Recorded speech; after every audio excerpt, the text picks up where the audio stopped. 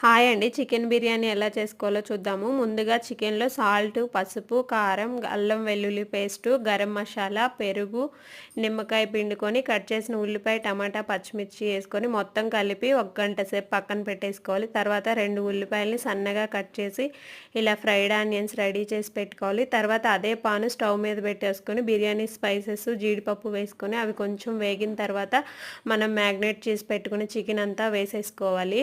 తర్వాత పక్కన స్టవ్ మీద ఒక గిన్నెలో వాటర్ పోసేసి అందులో బిర్యానీ స్పైసెస్ వేసి వాటర్ పొంగొచ్చిన తర్వాత మనం నానబెట్టుకున్న బాస్మతి రైస్ వేసేసుకోవాలి. బాస్మతి రైస్ 90% ఉడికిన తర్వాత వాటర్ అంతా వంపేసి రైస్ వేసేసుకొని మధ్యలో ఆనియన్స్, కొత్తిమీర వేసుకొని ఒక 5 నిమిషాలు దమ్ చేసుకుంటే చికెన్ బిర్యానీ రెడీ అండి.